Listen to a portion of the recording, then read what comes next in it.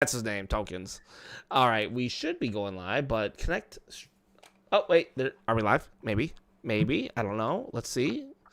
Let's see if we're live. I think now we actually are. Hey, everyone. Move over, kids.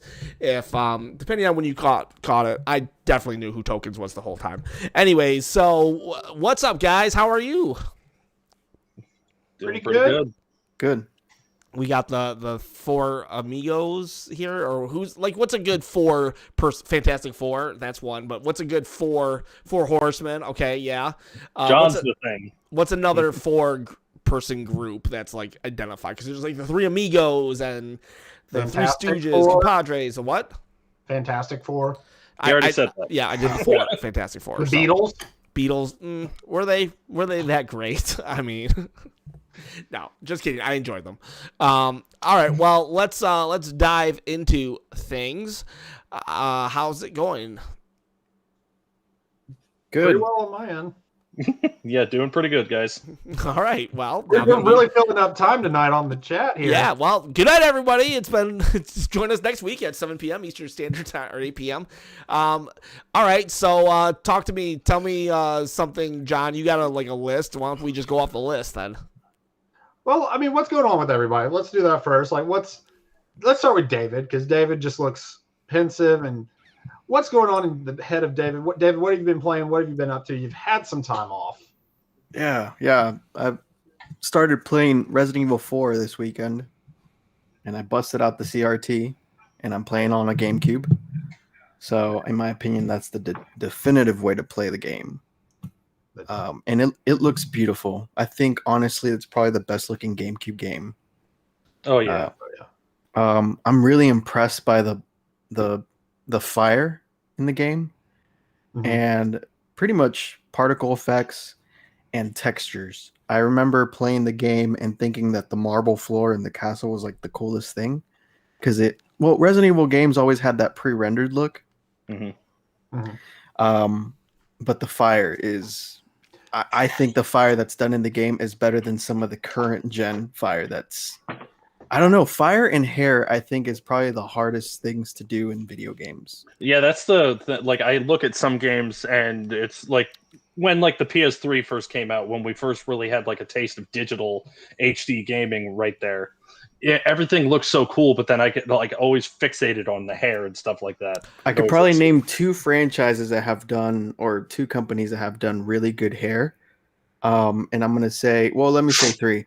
So Capcom, Resident Evil 4, I think the hair is really well done for the time. Square Enix with Final Fantasy, if you look at Lightning and Final Fantasy 13 for the time, that was I think they did a great job. And Naughty Dog with Uncharted, I remember that hair being really, really impressive. Well, yeah, and Last of Us, the effects for their character models look really good too. Yeah, so, but that's just me being weird and getting fixated on really small details. I do it too. Dude, I remember actually being at a Kmart. You're dating yourself, John. Yeah, I'm old. Before the GameCube launched, and they had a demo kiosk set up, and they had a demo disc that had a bunch of things on it. It had the first mission of Rogue Leader. That's the one on Rogue Squadron. No, Rogue Squadron. It's Rogue Squadron 2, but it's like Rogue Leader, Rogue Squadron 2. I don't remember. I know what you're talking about, but I don't. And watching the mission on the Death Star and being so impressed at the time with the fire. GameCube was fire. I think that was. It still is. Well, it had that ATI graphics, which at the time was pretty freaking good. Oh yeah, and I will argue it is the first portable home console because it had the handlebar. They could just take anywhere. And it had that screen that you could get. Yes, I mean it was designed I love GameCube was such a great as someone who really wasn't a Nintendo 64 guy. Nintendo really bounced back with a great system that was underappreciated in its time in the GameCube. It has the most perfect controller, and I have 3 GameCubes. I have my childhood one, and I have a couple ones that I've gotten over my collecting years. Over your childhood. I really wish I still had my GameCube. I want one back pretty bad. I have the Pokemon XD one. I'm really. But that's one of the Nice. rarer ones. Dang. Yeah, that is hard to find. Box. I have a box for it too. You guys ever have those finds where this is related to what I'm saying, but you guys ever have those finds where you get something that's adult owned or maybe someone just had it in an attic and you can tell that it was played maybe like 3 times in its Yes. entirety? That's what I got lucky a couple years ago with this platinum one. She's got 3 Wavebird receivers, but no Wavebird controllers. Oh, The Should be able Wavebird, to- well, the receivers Wavebird usually are the would thing be that hard get to lost. find. Well, sorry, I heard 3 things at the same time. What was it? Devin, Devin? you hear nothing. I was saying the Wavebirds, at least here in New Jersey, are pretty decently hard to find. Like I had one, and I don't even know where mine went. What about Ken? What'd you say? I said the receivers are usually the thing that gets lost too, so that's kind Yeah. of weird that she had those. They must have been in the GameCube, huh? They were in the GameCube. They've been stuck to it the entire time. And I messaged her 2 years later and I was like, hey, did you ever find the controllers? Because she said she was gonna look for them. But my buddy has an extra Wavebird that's great condition but no receiver. So we're just gonna do a swap. I'm gonna give him a receiver so that it works for his other controller, and then he's gonna give me a controller so that it Nice. works with the receiver. But I was gonna say you should be able to find a Wavebird somewhere decently priced that doesn't Yeah, have a I think you receiver. yeah, that's what I'm also, because I've got 3 of them. I've got 3 receivers, and I'm gonna trade one, and then I'm gonna end up with 2, right? So, but the point I was trying to make is that this GameCube is like, it was adult owned. I think she bought it because I'm looking at what she has. Veronica here. Castillo, hello, how are you? Also, Hey, Mom. we got Bianca Laura. Hi, Loera. Lo- She's my cousin. okay, she said you're junior. Are you a junior? I am a junior. Yeah, Oh, I did not know that. DJ. That's what the J stands for in DJ. David Jr. Really? I thought you dropped sick beats. Like, that's Honestly, all thought I it don't was. know why I never questioned where that J came from. Yeah. But all right, and then Stefan Process. Steven Prosser. Prosser. Prosser. That's Is he a the buddy guy of mine from from last college. week that you were like, oh my god, he's here? That's Yeah, Bizzer, right? He's in the Discord, which everyone should join the Discord. That's Bizzer. Who's Bizzard? Like Prosser. Prosser. I don't know. Hi, He just Prosser. opened How up are a you? coffee shop in Hazard County, Kentucky. So you should go out to that coffee shop. You own Yeah. coffee? He owns a coffee shop, or he works at a coffee shop? Oh, owns. Just opened it up. He just Oh, did a soft sweet. opening, right? Sweet. Yeah, I man. wish we had a bigger fan base so we could send people there. We Um, don't know how big we are in Kentucky. We could be huge in Kentucky. thanks just- for like joining us though. If you ever have a funny meme or something to share from like a Facebook page, I have a Bacon page that has 300,000 subscribers or fans on it, and I'll retweet it or share it. Anyways, what's go on. I sorry to interrupt. I just wanted to say hi to people. That's all I really wanted to say is that this GameCube ended up being that like, I could tell she got it, I think, later in the GameCube's life cycle, maybe like 2003 or 4, because like I said, it's just in really good condition. And I don't want to bust out my actual first one because I feel like I need to, like, I don't know, like preserve that because it has like the dust from 2001, it's still on the system. But All right, anyway, we're at the point where we're collecting special edition dust. Yeah. Guys, we need to have a talk and some interventions if we are collecting dust. I mean, literally collecting dust. David, does the one you're playing on now, does it have the digital port? oh, that's a good question. Is that towards the bottom? It'll be in the back, In the right back. above like the AV port and The everything. digital port. Describe like what it does or whatever. So it used to be for a very rare chord outputs or the component RGBs. cable. I forget what signals are which, but it's the red, blue, and green. Oh, Component. that one that's like Component. hard to find.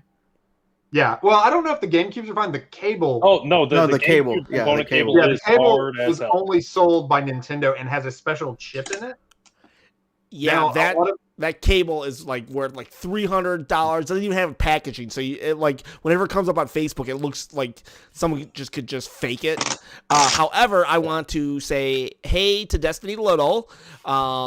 She joined us back last week on the podcast, and she's watching today. And then Aiden Quinn, Fixable Weapons, donated $4.99 and says Fixable Weapons for Breath of the Wild 4 years later. Let's go. I love that. Like where did that's like such a random comment, but I applaud the fortitude or the holding it steadfast onto that hope of Fixable Weapons. I don't know if this will like make me like not. Aiden might hate me when I say this, but I actually kind of enjoyed the fact that weapons were breakable in Breath of the Wild. I did too. It was just something that Bandana's with you, so I'll throw the $5 his way, Aiden. But I liked it. Hear me out, because it was so different for the Zelda franchise to do something like that, and this game was all about doing different things. I feel, and sometimes you swing and miss. And you got to try things. However, I feel, even with that statement, I felt it was a home run still. I liked the fact that weapons, it made me literally, like, really value these weapons more. Because, like, the Master Sword, the moment I got the Master Sword, I would just use it until it ran out of power. But then when I got a weapon that I really valued, I was like, ooh, I better be careful with this. You know what I mean? So it did bring value to it. I can see that point. And I will give it credit. It made me do something. Like, I get generally fairly weapon favorite. Like, in a game that has multiple weapons, I will get my favorite and kind of stick with that forever. And it made me not do that. Made me like try other things. Exactly. So going back to the GameCube, what is everybody's favorite non-Mario, non-Zelda GameCube experience? Smash Brothers and Double Dash aside. Yeah, that count. I'll say that those count under the Mario train. All right. That's a good question, man. There. How do I pronounce his name? Juana. I'm asking David because I feel this is like a Spanish name. Oh, John, you were right. Oh, that's my aunt, Juana. Juana. Yeah, Juana. Juana. I probably can't pronounce the J properly. If you say Juan, just add an A to it. Juana. Juana. Hi, Juana. How are you? Thanks for joining us. A lot of people joining us this week early on, so I appreciate all of you guys and gals. Favorite GameCube experience that's not Mario, Zelda, Smash, Double Dash. I need to think about that. Hang on. I'd have to say Alien Hominid and Resident Evil 4. Those two are like really, really like stuck on my mind. Talk to Alien Hominid and why? Why? Why is he yellow? I was impersonating someone. So I really played in 7th grade. I loved playing the Flash game on Newgrounds. I don't know if you guys remember that. Oh yeah, I do. And it was violent, and I thought it was really cool because it was cartoony but also violent. And then I heard it was getting an actual release on PS2, Xbox, and GameCube. And so I bought it for I think it was used at GameStop for like $19, $20. And I beat it an entire night with my one of my best friends growing up. And that was a really fun experience. And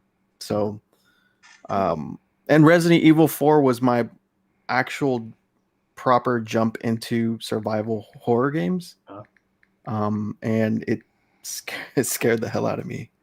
So those are my favorite non-Mario Nintendo experiences. Resident Evil 4 was such a mind-blowing experience. I'm replaying it right now, and the game holds up, man.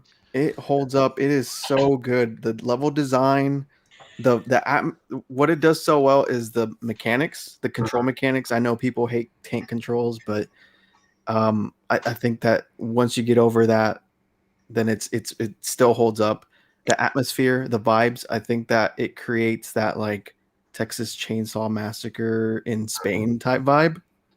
And the Spanish Chainsaw Massacre. Yeah.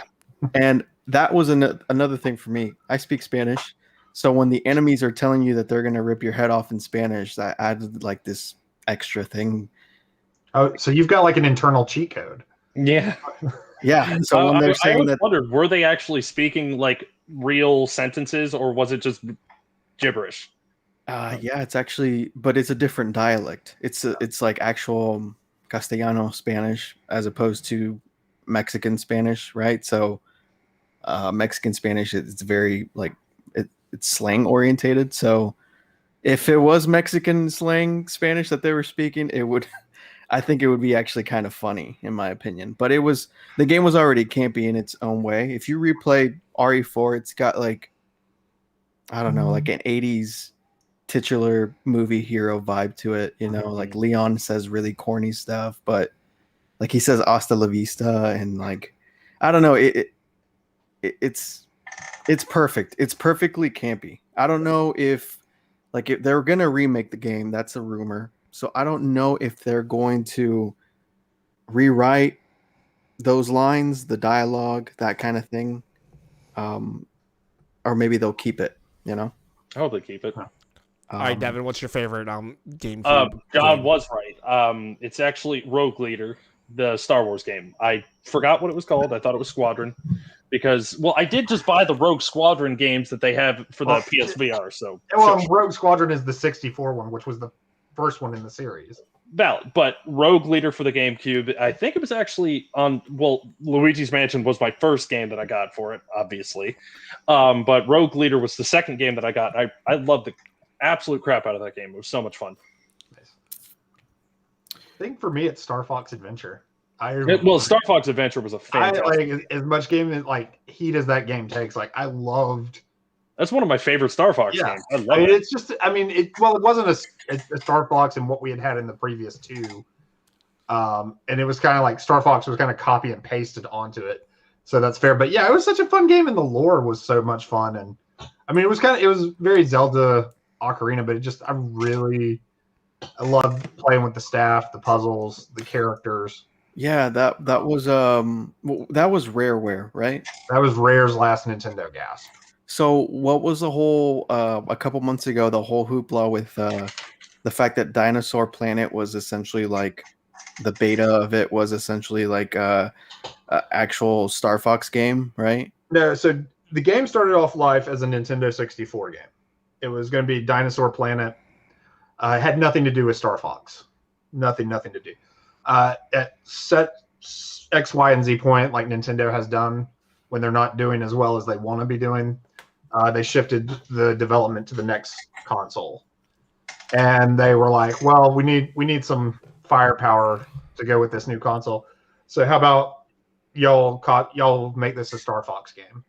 Make the protagonist Star Fox and his team, make it about them landing on this planet. The female character was originally in Dinosaur Planet. There was a different, like, kind of a hybrid of Fox and Turok was kind of the protagonist of the game. And so they just kind of they had announced it as Dinosaur Planet, and then just in development it evolved and became a GameCube game, became a Star Fox game. So it's very cool. I'm glad it did. I really like that. No, it's a great fun game. For my GameCube game, what's up, Jordan and Calfman and Bianca says, "Hi, Junior, is me, Brandon." So that's my cousin's son. He's actually tapping it. I want to say he's 10 years old. Hey, Brandon, what is your 10 to 12 years old? What kind of games do you play? We're all old except for your uncle here, but like, what kind of games do you enjoy playing? I think the last thing I saw him playing was Among Us. He's really into Among Us. He plays on the iPad, and it surprised me because I thought Among Us was kind of like a teenage older experience, but I saw him and the little kids playing it, and they were loving it. So cool. He also says Sir One. I'm not sure if that is a game or not. But welcome, Brandon, and I would love to hear your thoughts on anything that we have to say. My GameCube moments or whatever, like I'm thinking a lot of them do revolve around the like I have a great like Mario Party story, but no, I can't do that. War one, he meant. I still haven't heard of that. I'm old, Brandon. But I guess I would say Animal Crossing. I remember seeing the commercial for Animal Crossing. It was so weird, and I thought it was so dumb because it was like it was like literally like they had their big heads. I just didn't understand what was going on in the commercial, and he was giving a fish for some clothes, and I was just like, what? I just didn't understand. And then for some reason, I was at a Costco, and they had the game there with the memory card and everything, and I just decided to buy it I had heard nothing of the game. I just decided to buy it, and then I brought it home, played it, and was like, this game is so dumb. And I just continued to play for the next like 72 hours and was like, I fell in love with it, and to this day, like I haven't been able to repeat that experience. Even with the new Animal Crossing, I did play it like nonstop for like 2 weeks, but it was kind of me trying to recapture the GameCube feeling that I had, and it was just such a weird experience playing that game for the first time. But it was great at the same time. So that would be my GameCube game, I think. And Stephen Prosser in the chat points at Tales of Symphonia, which Prosser loves RPGs, and I missed that. That's when I was falling out of harder core gaming. Did Prosser mention Skies of Arcadia? I think I just saw. Oh, I love that on Dreamcast. That's a great game. I have it over here.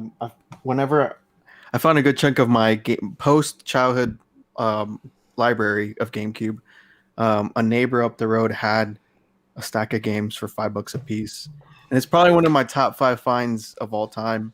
After that, I kind of was like, whatever.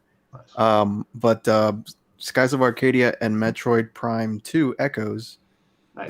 those two were sealed in that lot. Oof, And they're nice. still sealed, and they're just crispy clean, man. He had I've told the story so many times, but he had Luigi's Mansion, Smash, Melee, Sunshine, like solid titles, $5 a piece, man. I was like, when he sent me the pic, I was like, dude, this is one of those finds. I know we've all had those finds where we're like, yeah, this is crazy, right?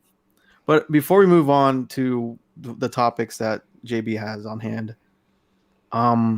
you guys are able to tell me a little bit more about the component cables for the GameCube? Like, I know they're hard to find, and they were only through the Nintendo online store, or you could call in and order them.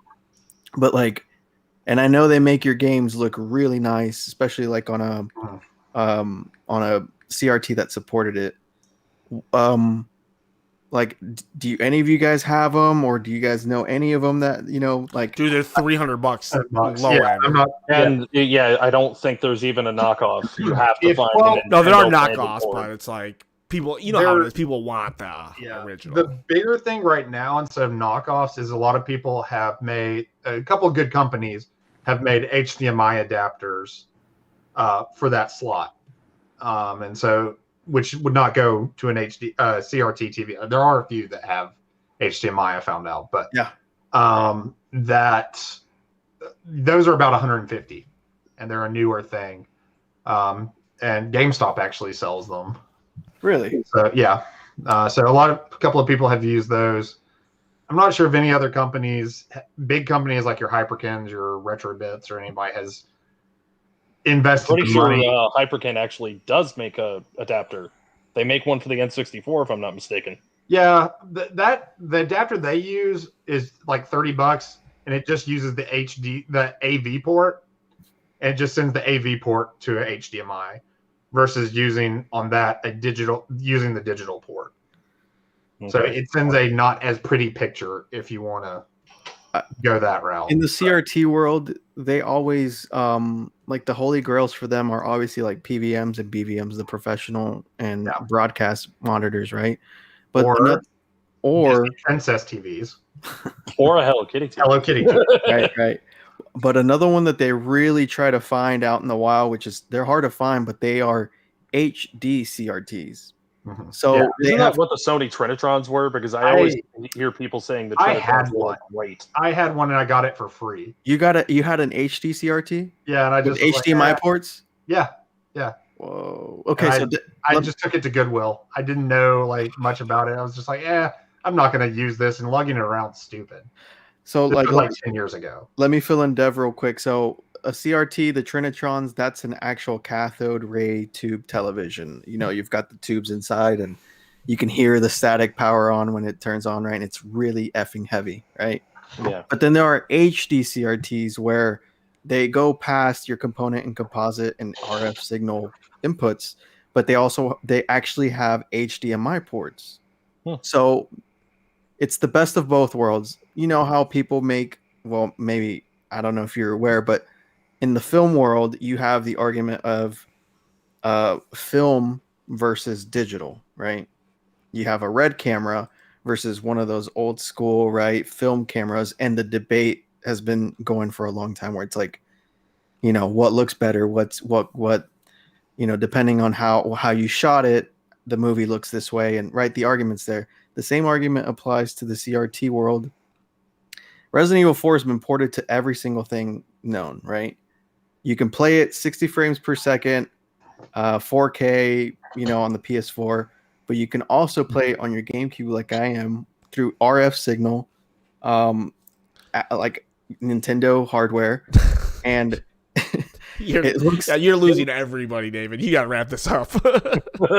point being, it looks beautiful. It looks like, it sounds silly, but it looks like a Renaissance painting. Like you look at like a painting that was done like with oil paint, right?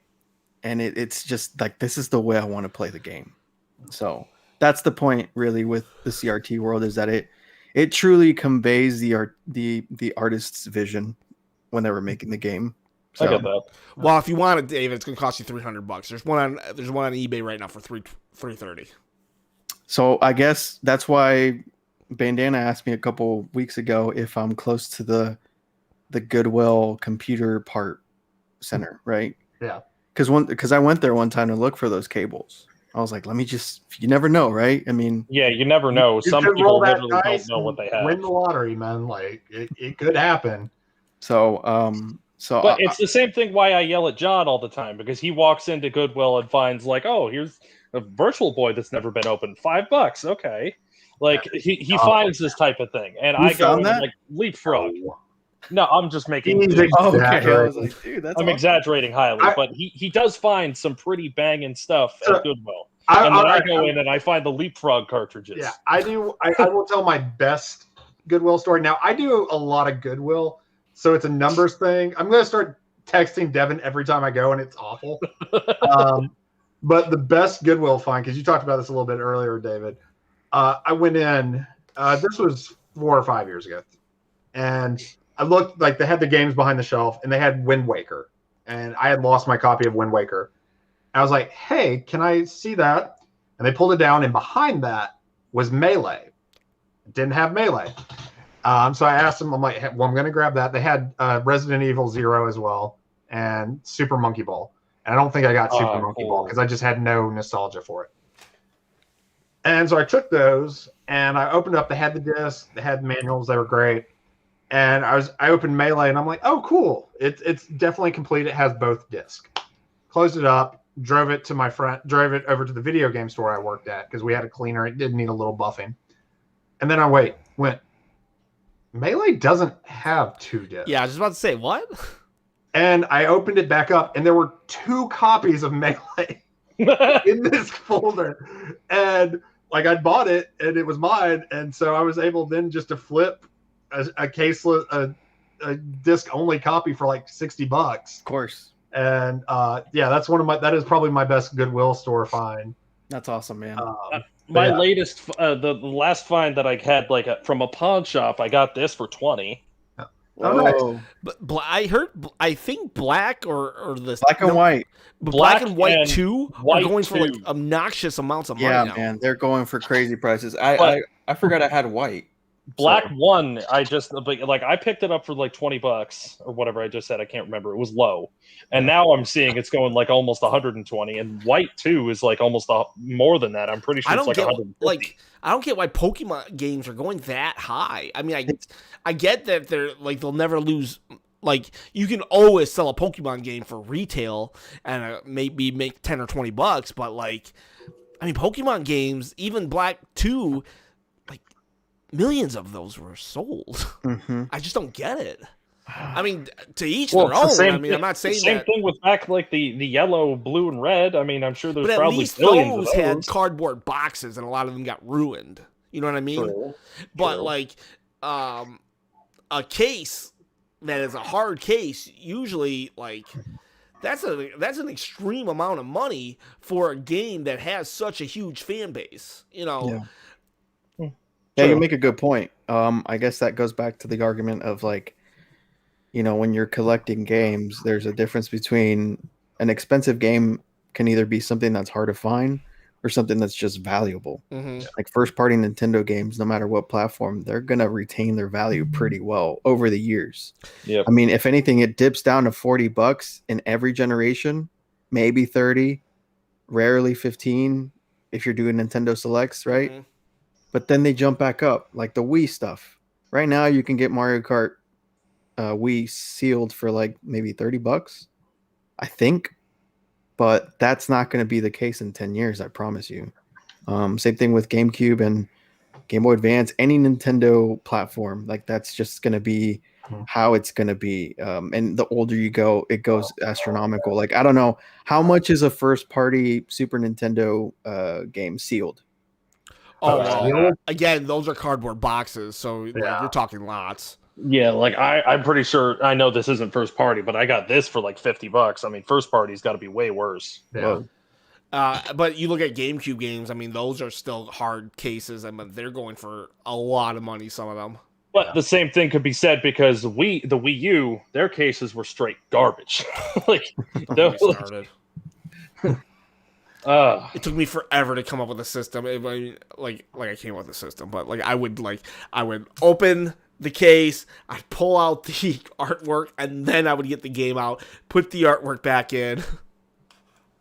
I they hated were Wii U really cases. bad though. Hated Wii U cases. Awesome. What, John? That's awesome. That's awesome. I appreciate the love of the platform to want to hold it in such high regard. God, I but they, do love God, I it. hated I'm a those religion cases. major. I respect rituals. Oh man! All right, so let's get to some news stuff. David has already hinted at this, so I'm going to jump it ahead. David, what are you doing this Friday? I'm going to be playing Resident Evil 8. Who else is joining David to play Resident Evil 8? I definitely. That's the one with the tall definitely vampire chick, right? Yeah. Resident Evil Mommy, as the internet's calling it. She's mommy now. Have y'all? Ken's like the man that lives under the rock for the podcast. Like that's her name now. Yeah. Well, I you should hate see this the generation. memes. She became an instant cult classic. I know she became like a meme, but I didn't know she was being referred to as like Resident Evil mommy. Okay. Or is that just you, David? Devin. No, it's not just me. I think she's taller than Devin, man. She's like what? She's 7 9 feet? feet tall. She's 9 feet. Yeah, she's tall. So it's just a smidge. Just a smidge. Just a little A bit. little bit. So have y'all played the demos? I I have played the first one. I actually want to download the second one so the I can second try it out. one. I played last night. There's like a and it was- second and third one at this point, right? Oh, there is. there's two. Oh, okay. Well, There's they Village just and Castle. Two. Like there was the original, like There's Maiden. Yes, you're right. Yeah. Maiden can still be played, but the thing is, with the other two, they're timed, so you only get 30 minutes for Village, and 60 minutes for Castle. Castle. Okay, I So- got to go download those. I didn't know there was two more. Yeah. Yeah, So and what are y'all's feelings about the demo? Well, the demos you've played. man, it's just they're beautiful. I was watching some RE7 gameplay the other day, and as great as that game was and how it revolutionized Resident Evil, the franchise, you could tell that there are some the graphics look a little bit dated, some textures look weird, But now with RE8, it seems like with the new engine, they're just really pretty. It's a really pretty game. I agree with that. Like I was trying to play RE7. I really like the idea of 7 because they tried to go like that PT route. Right. But number one, I can't fit it on my PS5, so I had to delete it. What's the premise of Resident Evil games at this point? Like, at first it was like there was an outbreak, right, in a city, like the first 2, and then eventually, now it's just like cults? Like, it's always in villages? Just like little villages, and you're some like op that has to go into this village and destroy it? Do they still have the stars? Like, are they even still part of it? No, stars disintegrated. Like, why, like, how is this outbreak still happening? And why only in little villages? Because there's like one scientist who's left over that's like, you know what, I can do this. Yeah, I think the villages were used as like testing grounds for like, something that's very isolated and they can easily manipulate a group. And that's essentially the premise of 4. You've got a cult that tries to take over a village just to kind of test out the infection, right? Whatever. What's the premise of 5 then? The 5 is also, it's pretty much Chris getting a tip from he's now part of a new group. He's not Stars anymore. He's BSAA, and they're pretty much just trying to suppress outbreak in Africa. Why is there an outbreak? I mean, they get a tip essentially that this village in Africa has, there was an outbreak, and as they go deeper, they know that this is more like Umbrella's doing, which is the company that developed the. How is Umbrella not like bankrupt right now? How are they like still going? I think it did. Correct me if I'm wrong, Bandana, if you know, but they pretty much they also dissolved like right before Resident Evil 4, after the events of Raccoon City. So is it like people who are like part of Umbrella that are like they just hold strong to this ideal? Yeah, like it's pretty Hydra? much right, exactly. Yeah. It's like a 2.0 essentially, where it's like they still carry out those same values of Umbrella, but they've kind of like become different entities over time, but they still kind of hold that Umbrella.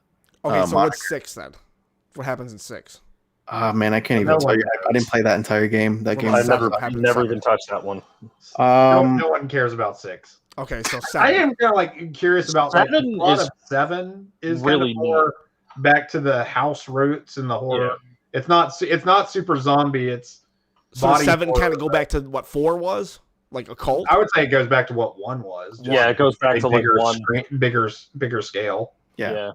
So what do you think 8's going to be like? Going back to what 4 was in bigger 4. scale. Oh. Right, where it's like a village, right? You're.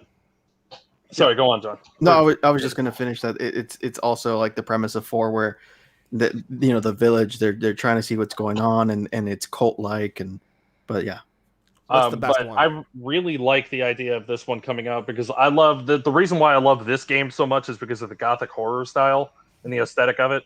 I think that's what they're pretty much trying to do, especially because like you see the giant vampire lady. She's like in like Victorian era. Sorry, but I don't know. I just think that's going to be really neat. I think this one's lining up to be one of my favorites. Yeah. I think that the aesthetic of 4, it has a lot of the 4 vibes, and they're going back to that. 4 is now considered like retro in a way, whereas like 7 kind of went towards like the 1 vibe, within like a constricted, contained area. And 4, they're trying to go back and capture that European village feel to it. So that's, you asked which is the best one. I mean, 4 wasn't the first one I played. I played 2 when I was a little kid, but then I got back into it with 4, and 4 is just my favorite one. It's just 4 is definitely my favorite. Yeah. Code Veronica. Yep. The real 3.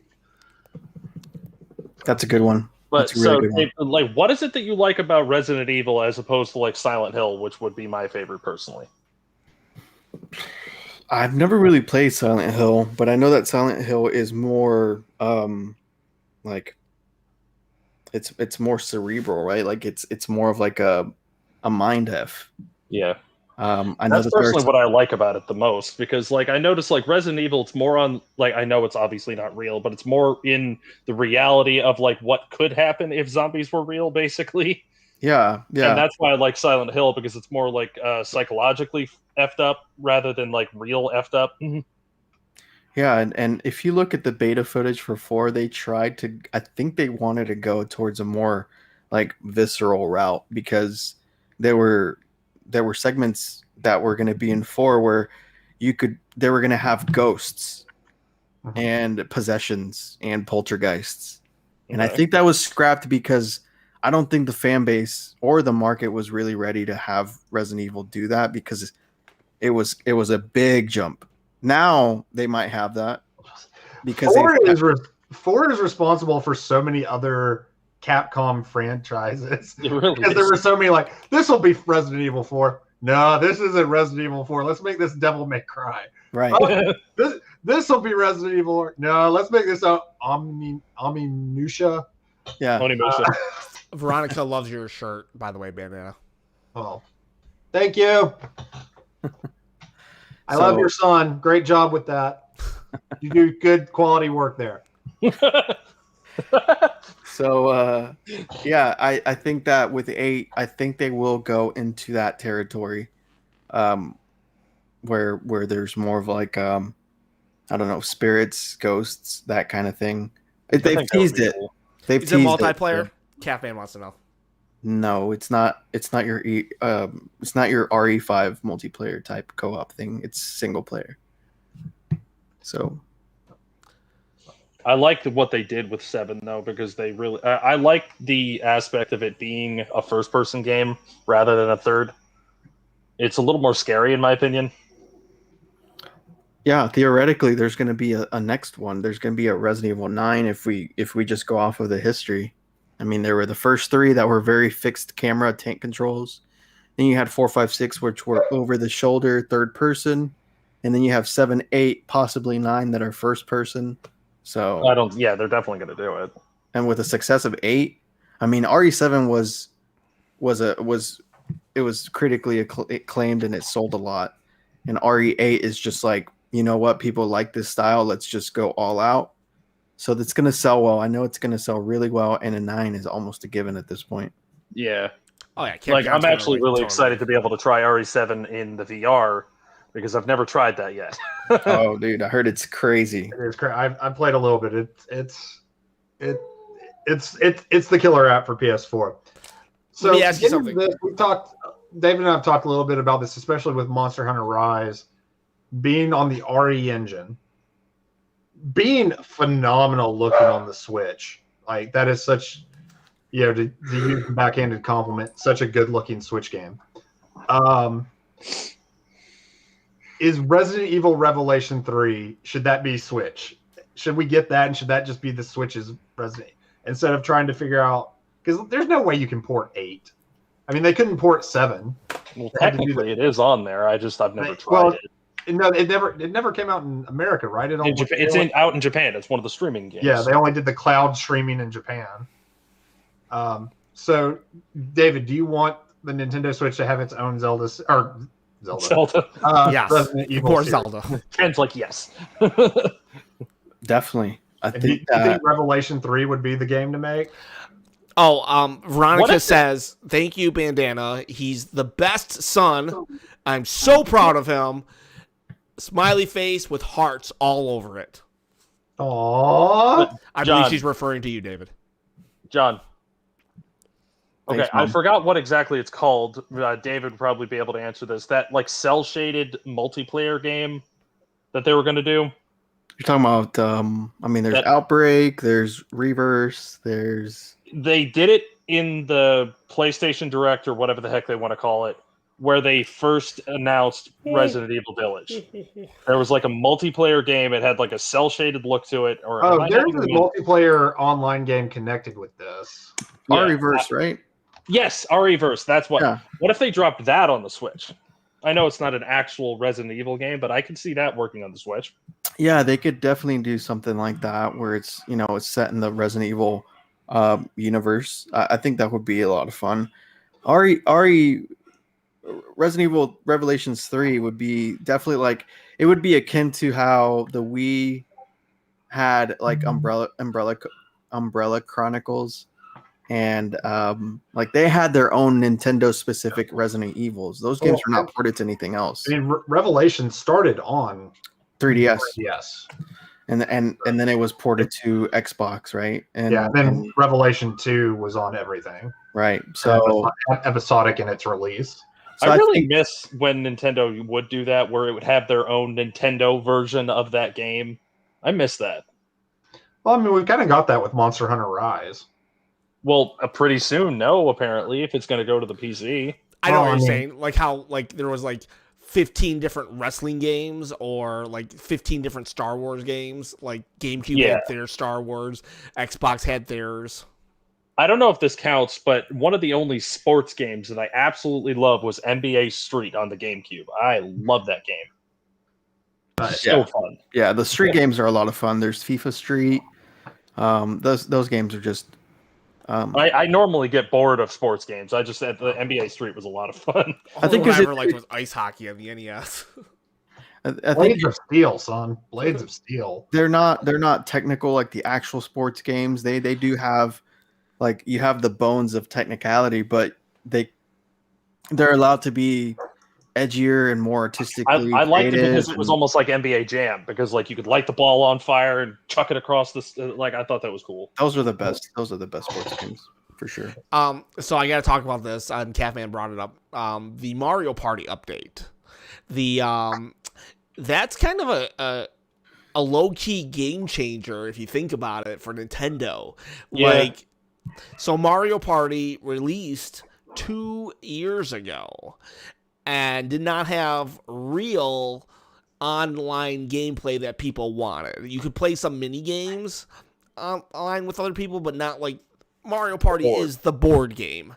And so 2 years went by, and Nintendo has done like 0 updates until like last week, and then boom, they just say you can play board games online with people now. Isn't that weird? Like it was really weird. Like I was not expecting that at all. They kind of did the same thing with New Leaf, Animal Crossing New Leaf. Yeah, they did actually. Like, it had been out for a while, and then like Amiibo support. Yeah, now, like actually, big Amiibo there's a support. financial reason to do Amiibo support. So, what do you think? Like, do you think that's going to be like a precursor to them doing something with Mario Party again soon? Well, hopefully it's just them like they're just working on Mario Party 11 or whatever they want to call the next one, and they wanted to see how it'll work, and this is just like their guinea pig or something. I don't know why the heck they didn't do that to begin with, because that's like one of my biggest memories for the GameCube is like setting up a 150 turn game and just playing the crap out of it. Like, could you imagine have that like? I don't know if you could even do like 4 people fighting each other right now. I think it's like 2-on-2 or something like that. I'm not sure. No, they're back to singles.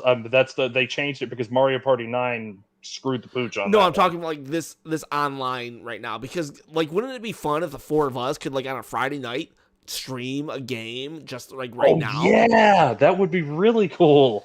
But I don't know how exactly it's. I heard it would have to be like me and Bandana versus you and David, which I mean still would be kind of fun and stuff. But like I want Cutthroat, Stealing Stars, me versus you 3, vice versa. The good old back in the day Mario Party. I would love that to happen again. Where you can be up 3 stars and then suddenly you lose at the last turn because someone steals a star, and then bonus star round, and you're like, this sucks. That's me and my friends used to do that. We would set it up like 150 turns, like the max that you could possibly do. It would take like 9 hours of us playing, and it was like you'd be back like 40 stars, and all of a sudden you'd win the game. It was just so much fun. But like how? But Catman says you can 4 people carrying on 4 different consoles. Okay, so I guess you can do. Okay, maybe we should try. Why don't we do that soon? We should try it. Maybe not. Maybe just try like a 5-turn one, and then see if we can do it online. That might be fun. I don't know if David seems to have a life though. But I don't know. He's like, no. But I think that's just kind of like weird that Nintendo did that, and maybe a game change. Now you don't know. Like, is Nintendo just going to update any game? Like, is Splatoon? Well, Splatoon 3 is announced, but like ARMS, is it going to get an update? Like, are we going to get like new ARMS characters? Are we gonna get new Mario Kart tracks? Right. I think Nintendo has a bunch of these cards under their sleeves for just like if it really gets like to be a drought or something, or like I feel like a lot of these announcements that come out like shadow drops are meant for directs or are meant for E3, but they just maybe they put it back into the vault to just be like, you know what, we don't really need to release this right now or something. That in a direct is like a 3-second thing. Like, I mean, it's great that they updated it, but to me, there's not a like if you're doing a direct, it's not splashy enough. My thing is also like we got Mario Party, we got Mario Kart. What if they're trying to do something where they're making them basically undying? Like they're not going to release another Mario Party. They're just going to keep dumping content into it. Like games as a service is what you're saying. Basically. Maybe and it just like doesn't instead seem of giving like us more kart stuff, they just keep updating Mario Kart 8 Deluxe. Well, Mario Kart 8 Deluxe, they don't even need to. It's still like top 5 every single month. I know, but you know how much like people would be like, oh, like they're still updating this game. I got to go pick it up now. It would sell more. I think the biggest case for that model is Smash Ultimate now. Is like, do you really have to go in and make a new engine for this? Do you have to actually make a new game now that you've made the Ultimate? Right. One? Yeah, I can see that. Just keep like up-resing the graphics when you release a new system and throwing 5 more characters on it. No matter what, like if they don't just continue on this Ultimate platform, everything's disappointing. Like, imagine the next game. There's 95 characters right now when it's all said and done. Imagine the next one without Sakurai or with Half Sakurai, of that. 60 characters. Yeah. Ugh. Can you imagine? We cry right now. I mean, people like were crying when 5 characters were taken away. Can you imagine the only 30 thing characters? I don't think we're going to get another Smash game, and if we do, Sakurai's probably going to be like, nah, I'm not doing this again. Yeah. And also, but what if they did this where they made another Smash game and it was a completely different roster? Like all the characters we know were just gone. Yeah. I would hate Every video that. game character that's ever existed. Like, there's just new characters. No, but there still Betty, is the horse. hundreds of characters that we could have, and we all don't new, have all them now. different Smash. Here, Yeah. Like a Ray. completely different. Yeah, game. that's PlayStation Battle Royale or something. This is why I think that there's going to be a third Fighters Pass, just speaking from a business standpoint, because Sakurai himself said he wants to expand on this track record. There's no way he can up this roster in any way because Square Enix has already like been hard to work with, and like Microsoft, like who knows if that's ever going to happen again, right? So it's like, why doesn't he just expand, strike now while the iron's hot, put as many as he can, put the best track record for Smash yet, and then if Nintendo in 5-10 years is like, let's just do Smash, then I that's why I think that I don't think it's over after these next 2 characters. There has to, Oh yeah, no. I think that be another. not only does money talks, it's the best selling Smash game of all time, but it's like maybe Nintendo can squeeze another fighter pass out of Sakurai, you know? I mean, like, it'll be interesting to see what the next Avengers movie is, because Thanos is pretty much the big dog, right? And it's like, how do you follow top that. Yeah. 20 years of that? That was Endgame and Infinity Wars was Smash Brothers Ultimate. Just like, how do you follow Smash Brothers Ultimate? I was having this conversation with my dad yesterday where it's like, it's the same thing. Like Marvel, MCU, Marvel, Kevin Feige and company sit down and they're like, we already like made billions of dollars and knocked it out of the park with Avengers, Infinity War, and Endgame. How do we recreate that again? And that's why I feel like, you know, with the rumors of like this multiverse Spidey live action and like Fantastic Four and X-Men and all that, they're going to try to recreate that same spark again. They're going to try to capture lightning in the bottle one more time. You're going right? to try, but it's very hard to do that when you Tony's gone. And I know Tony's not like, you know, but but there's a reason why Iron Man was such a draw, because he's Iron Man, right? But now he's gone. So it's like, how do you recreate that again with the new set of characters, right? Well, to be fair on that point, Iron Man was actually a very he was kind of a low tier superhero before the movie. It was the movie itself that kind of propelled him into the Superman, Batman status of superheroes. Same with Captain America. He was kind of, you're not on, John, your volume. He was kind of they were very low. They became low tier at a point. The Avengers were fairly low tier. Like X-Men, honestly, was Marvel's all-star team. Yep. I mean, looking at sales and what people look to Marvel for. Yeah, it's all Wolverine and X-Men. And X-Men. That's why, and Spider-Man. Honestly, that's why they had the Avenger film rights.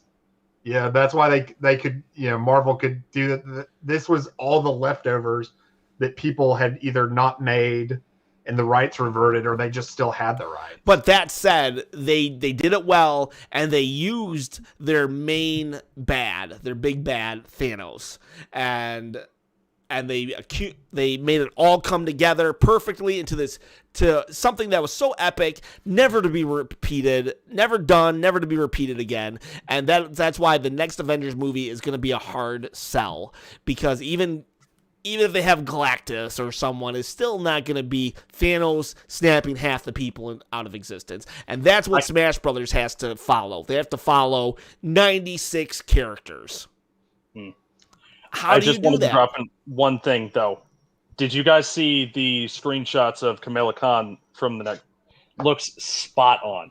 Yeah. Perfect. Well, I went to a comic book store that was having a fake free comic book day, because free comic book day has been delayed this year. And I picked up a complete volume of the all new, all different Avengers, which has Sam Wilson Cap, Kamala Khan, Miles Morales, Jane Foster Thor, does have Iron Man, and has a rebooted Vision. And I'm just like, wait, are y'all doing this? Are we gonna play? See, I think Marvel. This is sidetrack, because I think Marvel is setting up pockets. I think the next Avenger thing is going to be a smaller scope, but I think that's because there's going to be Galactic Avengers and the Thunderbolts. A team of villains is coming. That is clearly being seeded, and the Young Avengers. We're going to have a Young Avengers team, because that's all over. Yeah, I did hear that that's what they're going to do. There's going to be 4 movies or 3 movie characters or TV characters are fighting this threat, while 3 movie characters are fighting that threat. And it might be what Falcon said to the Winter Soldier, that it's either androids, wizards, or the other one. I forget what it is. Yeah. Aliens. So maybe you have your aliens little pocket, you have your wizards little pocket, and you have your android little pocket. My question is, because they pretty much nixed the whole thing with the Inhumans, are they going to make... Good, I hate the Inhumans. I love the Inhumans, number one. Shush. I hate them. But is Kamala Khan going to actually be an Inhuman, or are they going to try to write her in as being a mutant at this point? I think they're going to tie her powers to Captain Marvel somehow. Yeah, because they don't... Yeah, they got her slated for the Captain Marvel 2 movie. They've got, but the Kree were the ones that created the Inhumans, though. So I mean, in a way, it's still going to be connected to it. Yeah, but as of right now, Scarlet Witch and Quicksilver in the Marvel universe aren't mutants. Well, I don't know if they completely retconned the Inhumans' existence completely, or if they just kind of. Well, I mean, Marvel it under the rug for now. So Marvel TVs as a different entity than Marvel Studios, which was snapped out of existence by Kevin Feige because he's that powerful now. That's where the Netflix stuff and Inhumans and Agents of S.H.I.E.L.D. resided. He's pretty much really hope not, because there was rumors that Daniel Cox, is that his name? I forget. The guy who played Daredevil. Charlie Cox. I think Kevin Feige will pick and choose. I would love if they brought I want them to bring back Iron Fist. I thought Iron Fist was really cool. I actually enjoyed Iron Fist too, and so you're the only other person I've ever met that actually liked it. I thought it was a really neat show. I think the rumor is that Daredevil or Matt Murdock defends Spidey in Yeah, I the think next he was movie. on set actually. So, So I'm really hoping that happens. and That would speaking be so business cool. wise, not creative story like what Ken was saying with like the next Thanos type level. I'm speaking just business wise. The way that the rumors are leading up to believe that they're setting up the next Spider-Man movie the way it is with the multiverses. I think that has the levels to make more as much money, if not more. I think than Okay, Avengers. for Spider-Man, yes, that is the Spider-Verse is Spider-Man's Infinity Wars. So yeah, you can have an Infinity Wars type epic story for Spider-Man, but it wouldn't have the same appeal if Captain Marvel was in the Spider-Verse. It'd be like, why is she here? Why is Falcon here? Who cares about them other than a cameo?